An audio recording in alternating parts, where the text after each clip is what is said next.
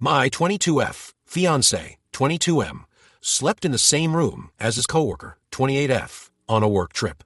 What do I do? We've been engaged for 6 months. Together since 16. We knew and both realized that we were going to change as a person while growing up, and so communication has always been our number one priority. We have a great relationship, and our wedding is in October. I was seriously excited, until now, because I feel really uneasy. He went on a 2-day, 1-night work trip with his coworker. I'll call her F. I have met F once before at a company event, and I didn't exactly like her. I'll be honest and say that she intimidated me, and I feel insecure when I think about them spending time together. She's an extremely bubbly and very attractive, also very flirty, but she's married. I didn't like that they were going on this work trip together, but what can I do? It would have been ridiculous if I told him he can't go, because I don't like F. Anyways, I decided to pick him up at the airport. He was going to take a taxi, but I wanted to surprise him. They came out, and F didn't look too pleased to see me. She kept talking about how much fun they had together, and at one point told me how lucky I was that my fiancé gives good massages. I was shocked and asked her how so, and turns out he gave her a massage after the first day. I don't think this is okay, and I wanted to confront him about it. Unfortunately, it doesn't stop here. Fiancé went straight to bed when we got home, so I didn't get the chance to really talk to him. I went through his bag, and I found the papers for the hotel they were staying at. 1 room booked for 2 persons, 1 queen-size bed, and a couch that can be turned into a bed. I don't even know how to feel. I don't know if this is okay or not. At the very least, I wish he would have told me. On the other hand, I didn't ask about his hotel room either. I just feel super uncomfortable. I'm trying to resist the urge to snoop on his phone, and I feel terrible about it. I don't know what to do, and I'm just feeling lost. Please help me out here. Top comments. Commenter. If she made a comment about him giving her a massage right to your face, then she's trying to start shit between you and your so. And it worked. Commenter. Well, this is not surprising since it's fucking inappropriate behavior for parties in relationships to be doing. Update. 6 days later. Sorry for the late update. Didn't really have the time to write something. I decided to snoop, and I hit the jackpot right away. I unlocked it with his fingerprint. Should have been the first sign. He claimed it was convenient. I scrolled through their messages, and it was obvious. They were even making fun of me together. They've been sleeping together for months. Don't know what got over me, but I wanted to read everything they ever said to each other, and I did. Pretty sure they slept together just 2 days after he proposed. From what I could gather from their talks, she wants him to leave me, but he's hesitant. But sleeping with her for months is okay, right? Not proud of my reaction, but I went a little crazy. Been with this dude since I was 16. I packed and threw some of his stuff and called a friend over and woke him up and told him he should leave. He confessed and begged for a second chance. I couldn't believe it really. He left and only came back to grab more of his stuff. I blocked him everywhere and haven't spoken to him since. But obviously, I'm going to need to be in contact with him to figure out the details about our finances. I don't know. I'm still hurt and upset, but not as much as I thought. Initially, I felt like I was going crazy. And I feel so stupid for not noticing or finding out earlier. I wasted so much time with him. Somehow, because it's a full-blown affair, it hurts less. Oh, and there was no work trip. I mainly feel like an idiot for not asking more questions and blindly trusting him. My friend has been with me, and she's always able to make me laugh. We went out together most nights, and I've been feeling better. To top off, I slept with one of his best buddies last night, and he told me not to tell him LOL. I was drunk and wanted revenge, and well, I guess I sorta got a grinning face with sweat, though I'll definitely be letting him now. Not much else to say. I guess I'm going to be single for a while, and enjoy that. I seriously can't believe I was going to get married to this asshole. Turns out you never really know people. Top comments. Commenter. Again, for everyone who might in the future have their spouse/SO tell them that they shared a hotel with an opposite-sex coworker on a business trip. No company would promote or insist on this kind of arrangement. Commenter. Yup. The legal hassle is just too much risk. As I said in the original post, either there was no business trip, or they were in charge of booking their own rooms and company didn't know. I've worked for a few companies, and sometimes I just had an expense account, so I got to book rooms for myself. So did my co-workers. But a company will never put 2, especially opposite-sex co-workers, in one room. Story 2. Am I the a-hole for punching my husband's ex-wife? My husband's ex-wife, who we will call Shelly, hates me, and I'm not a big fan of hers either. She is high conflict and has been putting my stepson in the middle of her crap since the beginning. She had him listen at our door and report back what I said. She even called CPS on me for having a medical marijuana card. Nothing came of it.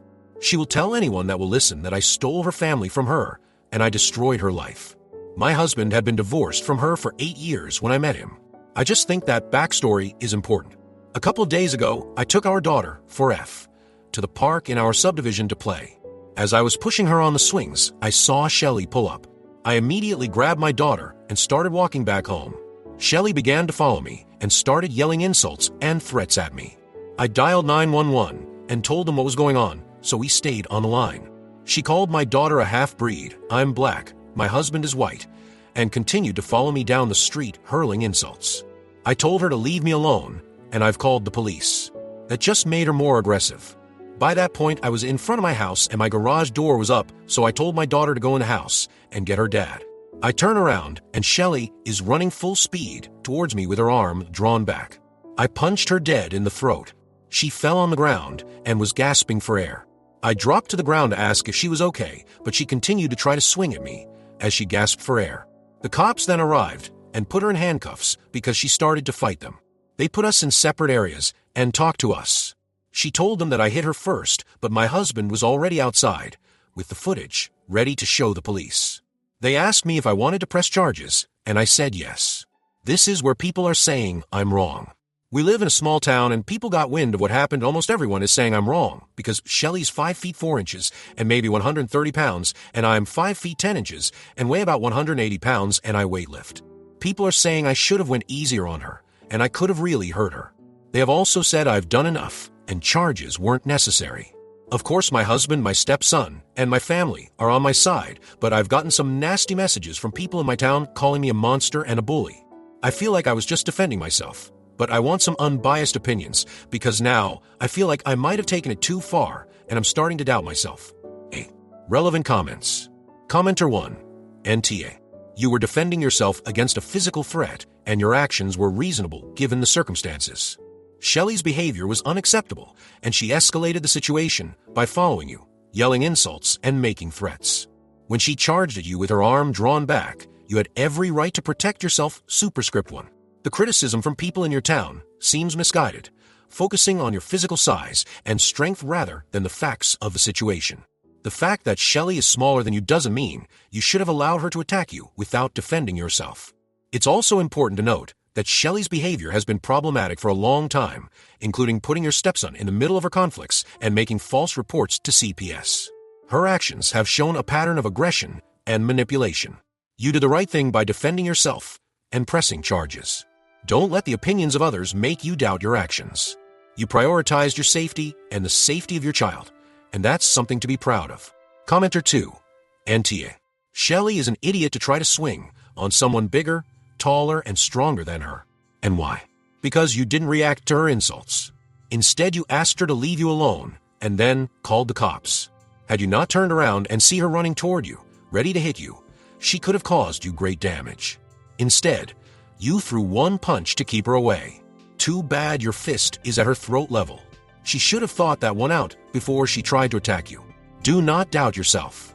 You defended yourself from someone who intended to do you harm. You didn't continue to wail on her. You were not the aggressor. She stepped on your property and threatened you. And your child. The people in your town are idiots. Fight rumor with truth. Post that footage. Show the charges. You were within your rights. Period. And I defy anyone to have been in the same position who wouldn't have gotten into a defensive mode like you did. Commenter 3. NTA. It's all recorded, from the time she approached you at the park and attacked you at your home. I wonder if it's possible to charge her with a hate crime. OP. They charge her with assault, and I'm getting a restraining order. OP should tell her husband to get full custody of his son. OP. My SS is 18 and has lived with us since he was 8. Commenter 4. Nope, NTA. She came at you while you were trying to keep your child safe. And 8 years. She needs to move on. OP. I don't think she'll ever move on. My husband is a great guy, and she really did mess up. He truly loved her, but she was too toxic to accept it. Now, I think she has a lot of regrets. Her aggression definitely got worse after I had my daughter, because she wanted a girl. Update. It hasn't even been 24 hours since my last post, but I feel y'all deserve an update, and for me to clarify some things. Firstly, my daughter and I are okay, and thank you all so much for your support. My daughter heard what was said but fortunately has no idea what it means. She also did not see any of the physical violence that occurred. Secondly, Shelly is still in jail. Luckily for us, her family doesn't even like her, so no one has bailed her out. She also had a warrant, so she will probably be sitting there for a while. Next, for everyone worried about my stepson, he's just my son in our house. Thank you so much for the concern, but he's 18 years old, and I have been his mother figure for the past 10 years. He knows his mom's antics, and he is in therapy, and he's okay. For the people that private message me to say I alienated my stepson from his mom, shame on you. Y'all have no idea what this kid has dealt with through the years, and he's so strong. I also would like to clarify that I did press charges. I spoke to my lawyer, my aunt, and she said I actually have plenty of evidence from over the years to sue Shelly for the emotional pain she has caused me, and I will be pursuing that.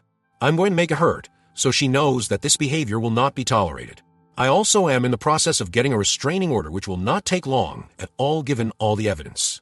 Lastly, this whole situation has been so eye-opening about the lack of support I have living in this town. I've stayed because I thought it was best for my family, but after speaking with my husband and stepson, we all realized it's best for everyone if we move and start fresh. If anyone has suggestions of diverse places to move to with a good school system for our daughter, please comment down below. I want to thank you all so much again for your help. I've felt more support from strangers on the internet than I have from the community I've lived in for years. I will continue to keep you all updated with whatever I can as I continue this process. Relevant comments. What was the reason for OP's husband's divorce from his ex? OP. She hit him in front of their son and fractured his eye socket. Commenter 1. Make sure Shelly actually has enough assets/income to make suing her worth it. You know the old saying, you can't get blood out of a turnip. She sounds massively emotionally unregulated since she had a warrant out already. Emotionally unregulated people often can't hold jobs and really don't have money. OP. She is a master esthetician with her own spa. She has money, even though she says she doesn't. Commenter 2. If you're willing to move to Scotland, we take kick, as mom's just fine here. Other than that, I can't help. But you were absolutely right in what you did, and I agree make it hurt, and teach the lesson she best not come back for more. Based on OP's background, can she relocate to any city and can find a job? OP. I'm actually a private financial advisor, so I work from home mostly. My husband is an engineer, and he can get work just about anywhere. Story 3. Am I the jerk for not wanting my husband to go away for the weekend for his best friend's bachelor party when I'm 37 weeks pregnant?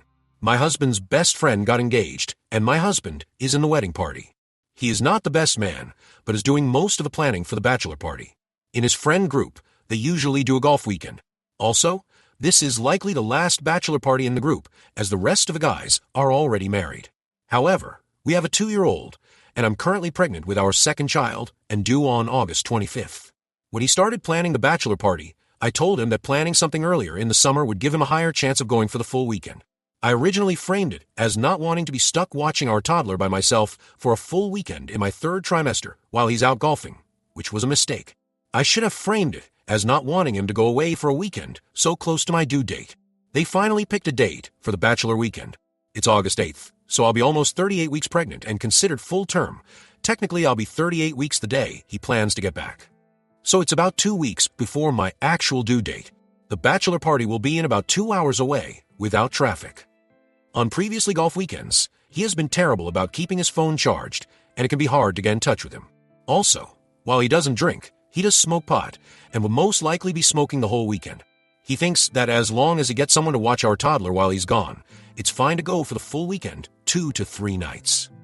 This makes me incredibly nervous. I am willing to compromise and agree to an overnight plus a day of golf. I would also want him to keep his phone on and charged at all times, and ask that he stay sober in case I go into labor. He seemed to think this is an unreasonable compromise when I initially brought it up. Since then, he is unwilling to discuss it until they have finalized the plans for the weekend.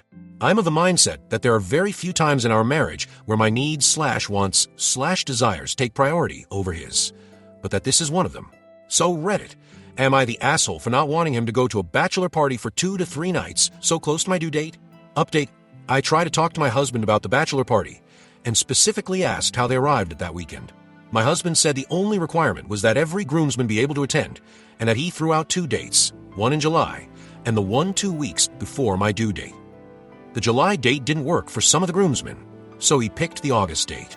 Those were the only 2 weekends discussed, and he apparently picked both. His argument is that if I went into labor when he was at work and happened to be on a long call, it could take him over 2 hours to get home. So why is it not okay to plan a trip that would take him the same distance away?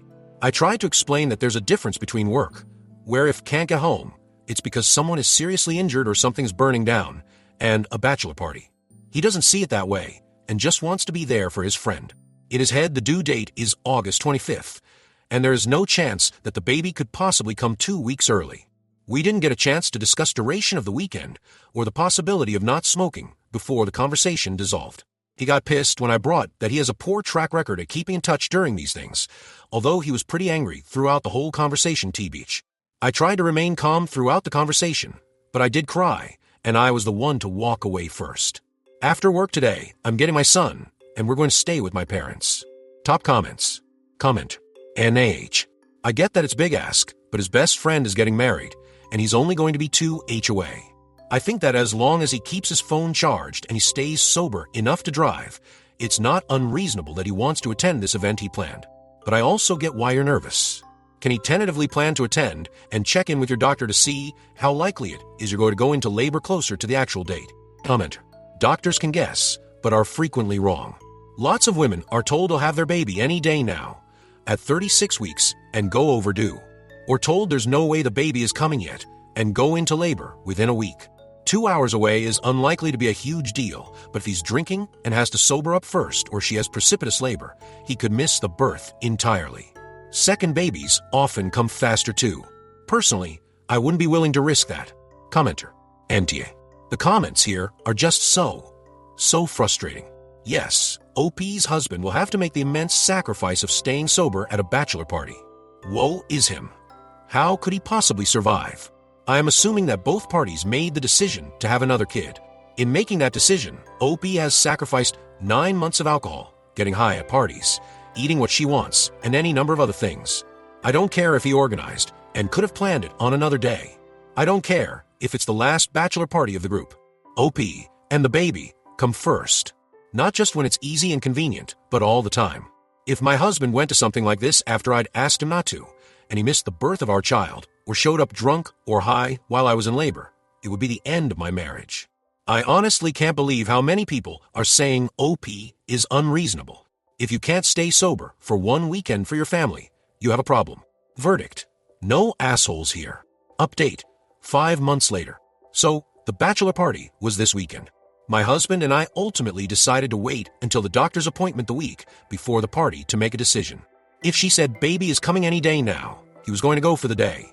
Meanwhile, my MIL volunteered to watch our son for the weekend. And it turns out that my parents are moving and wound up moving to an apartment that is 5 minutes from our house, so they would be around in case I happened to go into labor. The OB said she didn't think the baby would come this weekend, so we decided that my husband would go to the bachelor party for 2 nights, with the stipulation that he remain sober and be ready to leave at moment's notice. My husband told his friends that he would be up on Friday. We were all set. And then, on Wednesday, all hell broke loose. Our son got a rash on his hands and feet, and it turns out that someone at daycare had come down with hand, foot, and mouth disease.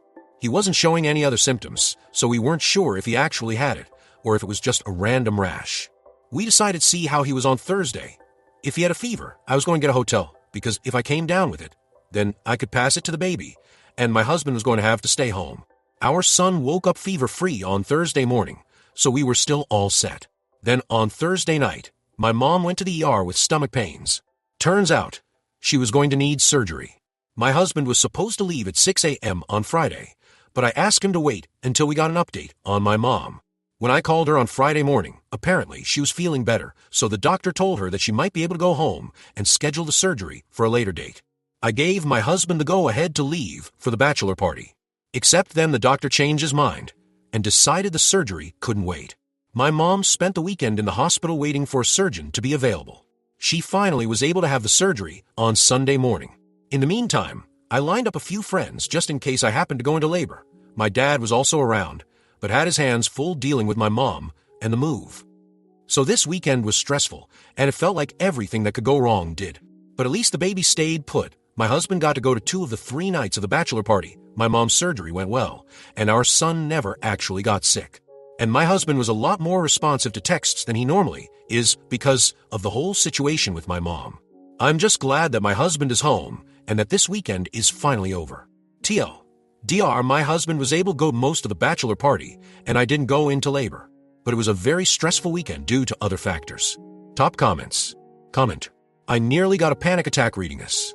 It was extremely irresponsible of your husband to leave once potential HFM and your mother's surgery was in the picture. He shouldn't even ask you because that puts pressure on you to not be the bitch. This could easily have gone a lot worse, and you just lucked out. I was a preemie for my mother stressing out. I've had really bad HFM as an adult, and when I gave birth myself, it went from low risk to life-threatening pretty fast, and 2 hours would definitely have made a big difference. He's a father, and that means he's got to be there for you, his son, and new baby-to-be. A multi-day bachelor party can't be a priority. It doesn't matter if you have family and friends. It's his child. I feel like you only got NIH because Reddit skews young enough and male enough that they don't quite internalize all the emotional labor that men pass to women and how optional men find putting the time to be a father. Would they think it's reasonable if, at 1 week postpartum, you decided to leave baby behind and partied up with your friends? After all, there's breast pumps and formula, so other people can theoretically do the newborn parenting. He owes you like all the 4 a.m. feedings at this point to make this up. Commenter. Can you imagine if she had gone into birth? OP. It's just me today. Doc. You have someone you can call. Your mom. OP. She's in emergency surgery. Doc. Your dad. OP. He's taking care of her. Doc. Any friends? OP. Well, they're caring for my son, who has HFM disease. Doc. Where's your husband again? OP.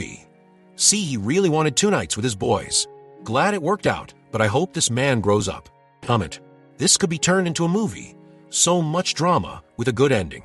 Congrats. Glad everything turned out okay. Mom okay. Son okay. You and baby okay. Hubby had nice 2 days. Now crap is going to hit the fan when baby comes. You're going to be busier than a 1-armed paper hanger. OP made a final edit to the update. Edit. Wow, I really wasn't expecting this to blow up like this. My husband and I were looking at the weekend with a sense of humor, as in, what else could go wrong? He's a great husband and father, and very helpful around the house.